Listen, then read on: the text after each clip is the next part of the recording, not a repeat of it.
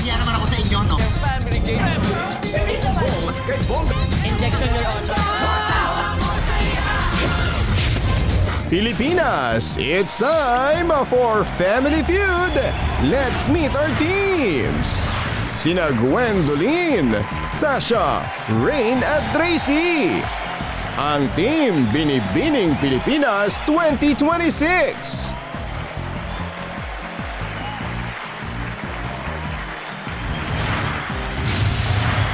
Sina Aaron, Sean, Kristan at Archan. Ang Mr. World Philippines 2026. Please welcome our host, ang ating kapuso, Ding Dong Dantes.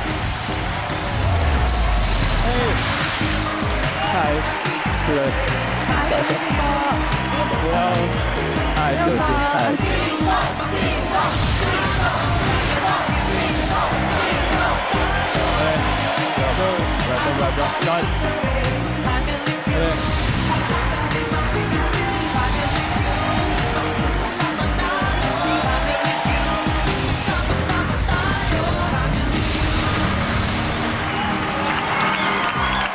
Alright, maayong gabi mga kapuso. Special shout out po sa mga kababayan natin sa Cagayan de Oro City dahil ongoing po ang kanilang Higalay Festival. In fact, kakatapos na po kanina ng street dancing competition, kaya congratulations po sa mga nagwagi. At eto pa, ang isang winner, ang ating studio audience. Siyempre. Kaya welcome po sa pinakamasayang family game show sa buong mundo,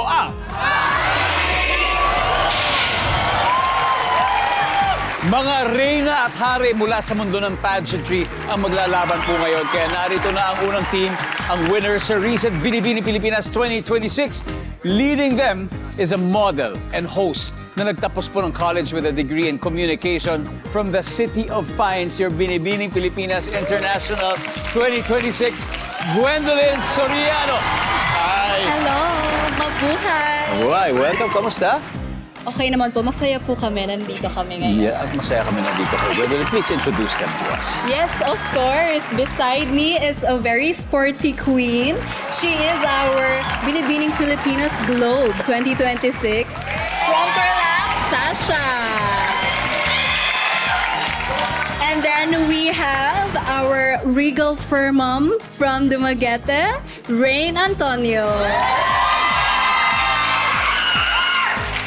Our very giving queen and very bubbly from Bacolod, Tracy. Wow. Welcome, ladies. Welcome sa inyo sa Family Feud.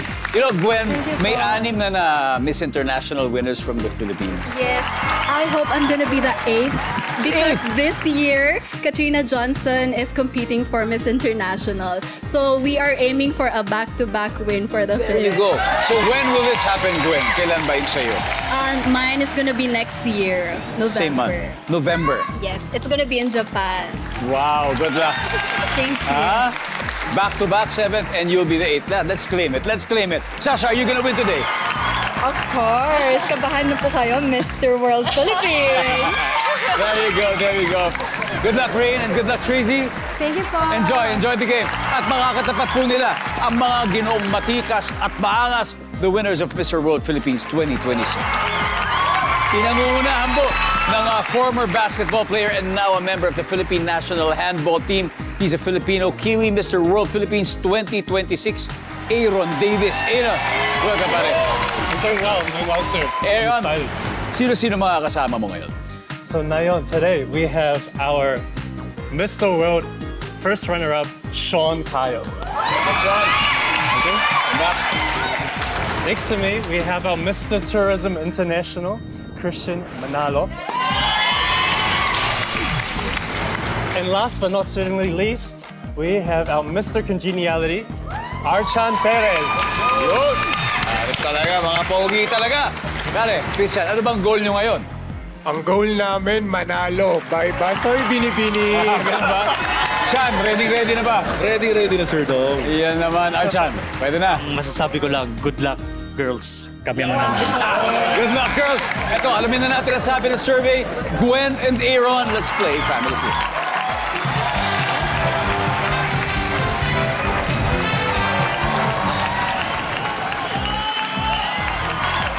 right, players, good luck. Kamay sa mesa. Top 6 answers are on the board. Umuulan sa labas, kaya inalok mong sumukob sa payong yung crush mo. So it's raining outside and you offered your umbrella to your crush. Pero tumanggi siya. Okay? So the question is, why? Go, Gwen.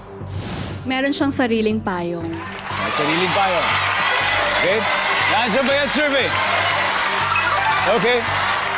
We still have 3 answers higher than that. Again, it's raining outside and you offered your umbrella to your crush. But she refused. Why? She simply doesn't like you. Ayaw ka na niya. Hindi ka na niya crush. Oh, survey, nandiyan ba yan? Yeah. Aaron, pass or play? Play. Play? Balik muna tayo, Gwen. Let's go. Let's play this. Sean. So again, umuulan sa labas. Tapos, syempre, inalok mo yung crush mo na sumukob ng payong. Pero ayaw niya, ba't kaya siya? May jowa siya, Sir Dong. May jowa! Nandiyan ba yan? Wala. Christian, umuulan sa labas, inalok mo sumukob ng payong crush mo, pero tumanggi ito. Bakit kaya? Hindi kita kilala eh. Hindi mo kilala. Ikaw lang may kakilala kasi crush mo nga, no? Hindi kilala. Ladies, handle na rin. Archon, mulan sa labas, inalok mo sumukob ng payong crush mo, pero tumanggi ito. Bakit kaya? Dahil strict ang parents niya. Strict ang parents niya. Survey, nandiyan ba yan? Oh, wala rin. Okay, here's your chance, ladies. Tracy, ano sagot mo dito? Mulan sa labas, inalok mo sumukob ng payong crush mo, pero tumanggi ito. Bakit kaya? Nahihiya po siya. Nahihiya siya. Ring. Bakit kaya? I would say bad breath. Bad bet. Siyempre, close distance. Sasha? Nalaman niyang may jowa na pala ako. Medyo ano pala. Pero Gwen, final answer will come from you. Again, umuulan sa labas. Inalok mong sumukob sa payong mo yung crush mo. Pero tumagi siya. Bakit? Feeling ko mahiyain siya. O kaya torpe. Mahiyain siya. Nandiyan ba yan?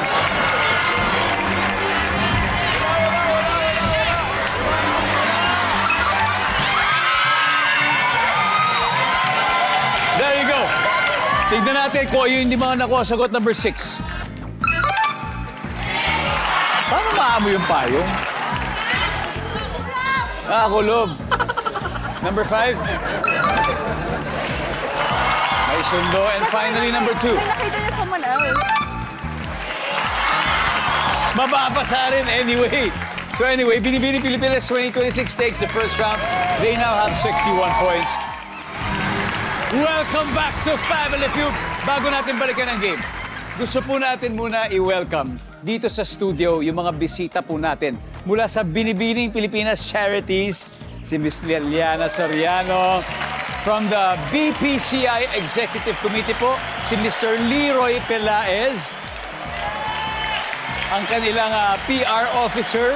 And thank you and welcome. We hope you enjoy the game. Hello po sa inyo. Samantala, ang mga pageant winners po naglalaro ngayon. Currently, Binibini Pilipinas 2026 leads the game with 61 points. Habang ang Mr. World Philippines ay wala pa. Next to play, Binibini Pilipinas Globe 2026 na si Sasha and Mr. World Philippines 2026 first runner-up na si Sean. Let's play round 2. Come on.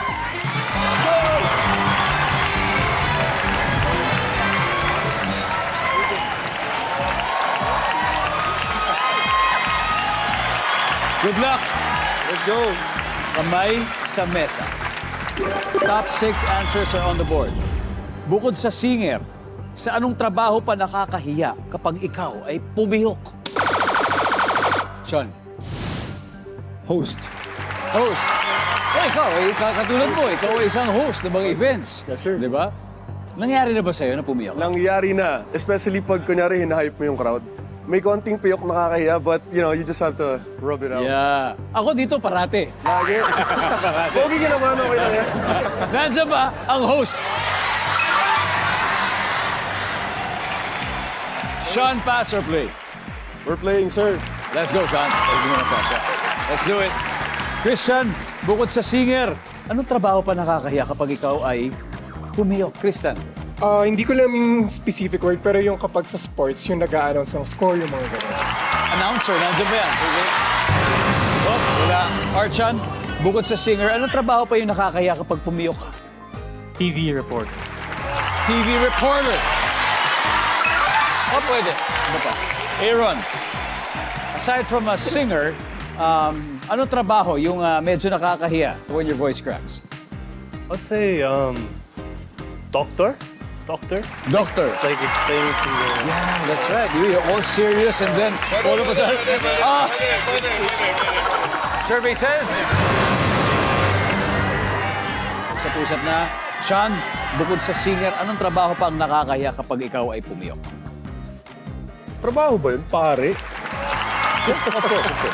It's a vocation. Diba? Nandiyan ba ang pare? Wala. Use your chance to steal again. Yes. Tracy, bukod sa singer, anong trabaho yung nakakahiya kapag pumiyok ka? Teacher. Teacher, Rain. Coach. Coach, Sasha. Comedian. Comedian, Gwendolyn. Bukod sa singer, anong trabaho nakakahiya pag ikaw ay pumiyok? Actor. Actor or actress. Mga artista. Hindi siya naniwala sa mga teammates niya. Ha? Nandiyan kaya ang actor. Survey says.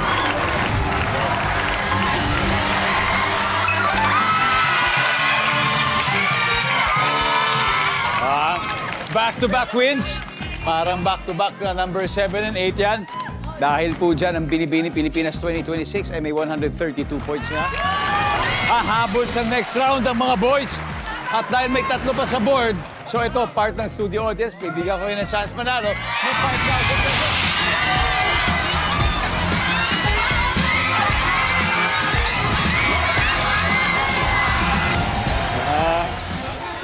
Well, what's your name? I'm LJ po. LJ. Yes po. Tiga saan ka, LJ? From Valenzuela City! Wow! LJ, bukod sa singer, nakakahiya kung pumiyo ka. Ano kaya to? Anong trabaho to? Teacher! Teacher! Kaya mo yung teacher. Nandiyan ba ang teacher? Pasok!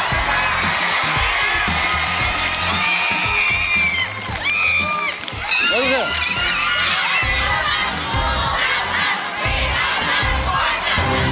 Congratulations. Okay. Hop! Meron pa tayo dalawa. Number 5. What is number 5? Kuha mo dinosaur sa ball. Number 3.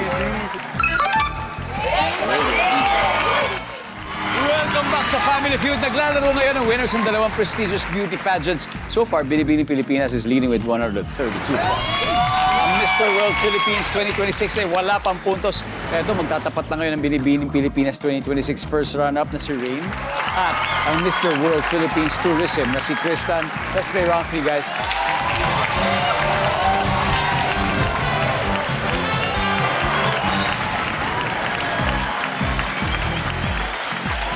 Alright, let's do it. Top 7 answers, kamay sa mesa. Kapag sinabing sandata o weapon, ano ang una mong naiisip? Tristan. Espada. Espada. So, nandiyan ba ang espada? Oh. Rain, kapag sinabing sandata o weapon, ano una mong naiisip? Gun. Gun. There you go. Nandiyan ba ang baril? Top answer. Rain, pass or play? Play. Let's go play this round. Balik. Oh my God. Ayan. Ito na. Tracy. Oh my gosh. Oh, pag sinabing sandata o weapon, ano una mo naisip? Knife. Knife! Wow. Kapag sinabing sandata o weapon, ano una mo naisip, Gwen? Bow and arrow. Bow and arrow. Parang yung gamit ni Odysseus. Yes. Diba? Nandiyan ba ang bow and arrow? Sasha, pag sinabing sandata, ano mo naisip? Tinidor.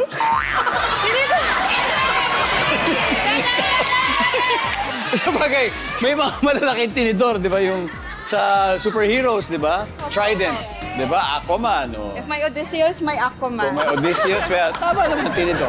Nandiyan ba ang tinidor? Hop, din na kayo. Ray, what comes to mind when you hear the word sandata or weapon? rock? A rock. Okay, a rock. Okay, nandiyan ba ang rock? Bato. Wala. Okay, Mr. World Philippines, eto na. Guys, pagkakataon nyo na magkapuntos. Kapag sinabing sandata o weapon, ano una mo naiisip? Granada. Granada. Kristen. Kamao. Kamao. Sean. Itak. Ita. Oh. Aaron, final answer will come from you pag sinabing sandata o weapon. Ano una mo naiisip? I would have to go with grenade. What do you think? Grenade, you guys think? Sabi ng survey ay...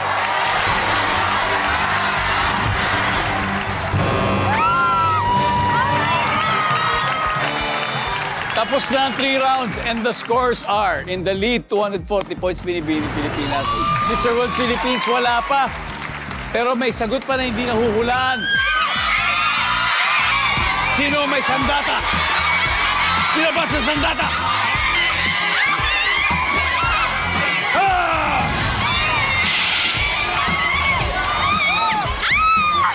What's your name?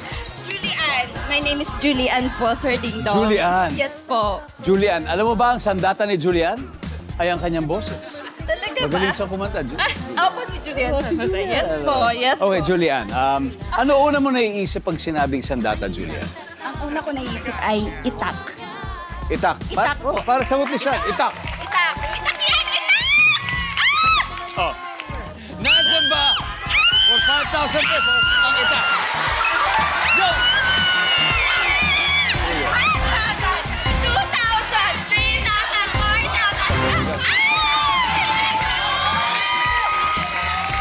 4,000. And we'll see number 7. What is number 7? Yeah, number 6.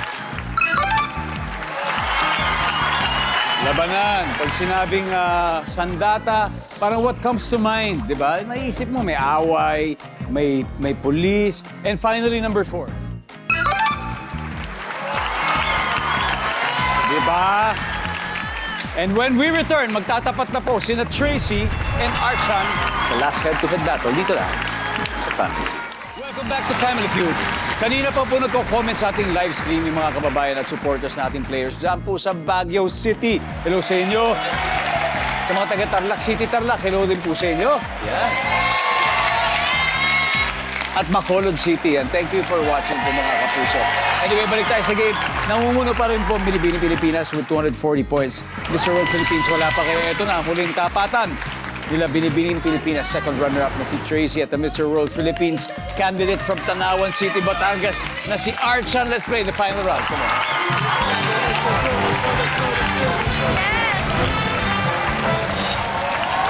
Oh, yeah. Okay, here we go. Good luck. Top 4 answers are on the board. Bakit mas gusto mong umuulan? Go! Archan. Para mahimbing ang tulog. Mahimbing ang tulog.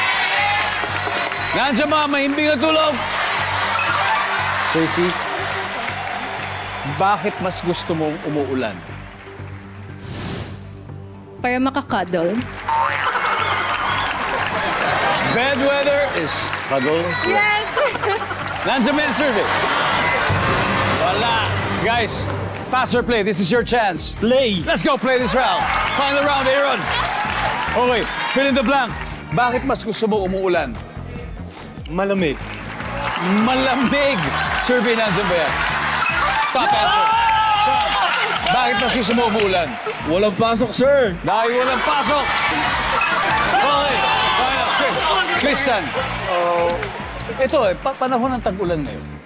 Pero siyempre minsan, pag sumosobra, mahirap din kasi alam natin nagbabaha. Pero minsan, may magandang naidudulot din, di ba, pag-uulan. Huwag na sobra. Bakit mo gusto pag umuulan? May family time. May family time. Survey says, Archan, bakit mas gusto mo umuulan?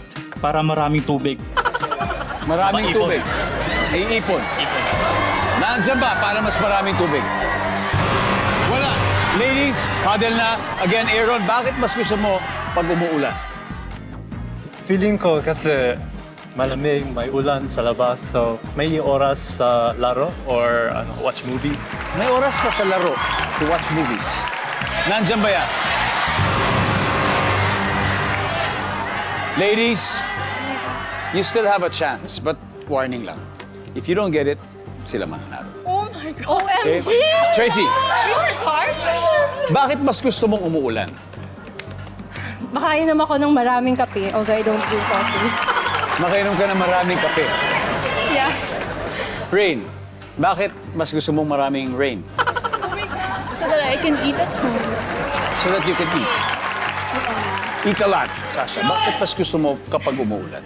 Ako rin, Sir Dong. Ang sarap kumain ng sinigang habang umuulan. Sabaw. No! Gwendolyn, sabi nila masarap daw kumain. Ang sabi naman ni Tracy, masarap uminom ng kape. Gwendolyn, bakit mas gusto mo pag umuulan? Patatawarin niyo ako. Wait lang, patatawarin. Para sa mga halaman, para madiligan, or yung mga tanim ng mga nagtanim, para maulan. Para sa halaman, para sa nature. Sa nature and para sa mga, Mga puno, crops. yeah. Lalo na pag matagal nang walang ulan, di ba? Pag Tapos hindi matagal na, nadidiligan. drought especially. Yeah. So, kailangan natin ng rain. Para diligan, kailangan ng ulan. So para madiligan ang halaman, yun ang sagot nila. Ang sagot ng survey ay...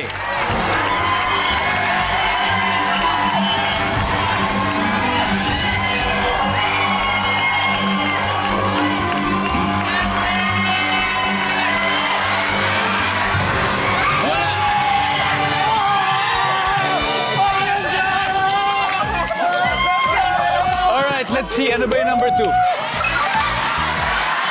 Maliligo sa ulan. Buti na lang hindi kumain. Anyway, ang ating final score. Mr. World Philippines, 279 points, guys. Binibining Pilipinas 2026, 240 points. Ladies, thank you very much. Thank you so much. I hope you enjoyed. Yeah, super. Rain, maraming salamat, Sasha, Thank you, Sir Dom. and Gwendolyn. Good luck sa paparating sa inyo. May 50,000 pesos kayo na Thank you very much. From zero to this, may 100,000 pesos na kayo, guys. At Aaron, we can double that later on. Okay, we will double that. So who will play in the fast money round? I have to go with si Christian Manalo and Archan Pogi. Archan and Tristan. Ito na po ang most heart-stopping round dito sa Family Feud. Kanina nanalo ng 100,000 ang Mr. World Philippines. So si Tristan po maglalaro dito sa Fast Money. Ang goal po nila ay makapag-uwi ng total cash prize of 200,000 pesos. Alam mo, sasaya rin yung napili mong charity. Yes po, sasaya Ano ba sila. napili mo pa rin? Napili po namin is yung Teach Peace, Green Green Peace. Yes po. Ah, yeah. I know that. That's a great group. Anyway, congrats sa inyo, di ba? At sa Teach Peace, Build Peace. I'm sure matutuwa sila sa iyong donation. So now it's time for Fast Money. Give me 20 seconds on the clock, please.